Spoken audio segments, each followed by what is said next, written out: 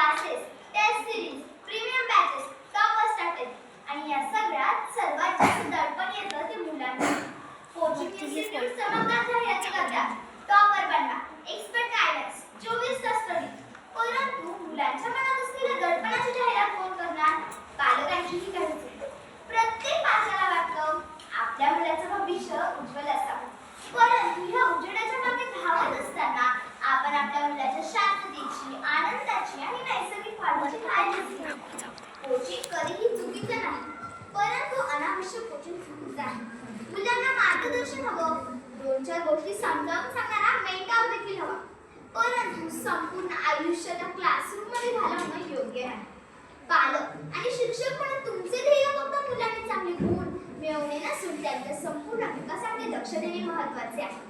Coaching उपयुक्त ठरू शकते, पण ते संतुलनाने वापरले पाहिजे.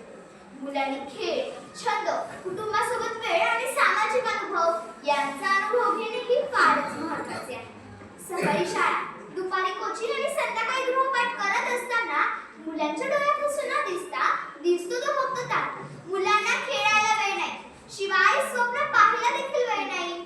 मुलांचं ते गोड हसू आणि मोकळेपणाचे क्षण सगळे त्या कोचिंगच्या वेळापत्रकात ठरवूनच गेलेले आहे. शिक्षण म्हणजे पाठांतर नाही, तर शिक्षण म्हणजे विचार, शिक्षण म्हणजे अनुभव. मी तुम्हाला एवढंच सांगते, मुलांच्या सर्जनशीलतेला पंख द्या, त्यांना त्यांच्या आवडीनिवडी जोपासू द्या, त्यांना चुका करू द्या, कारण जेवढं ते पुस्तकातून शिकत असतात त्याहूनही अधिक ते अनुभवातून शिकतात. चला तर आपण सर्वांनी मिळून ठरवले, कोचिंग असू दे मदत पण ओझं नाही. कोचिंग असू दे मदत पण ओझं नाही. स्पर्धा असू दे प्रेरणा पण भीती नाही. शिक्षण असू दे प्रगती पण आनंद हरवू नाही, पण आनंद हरवू नाही.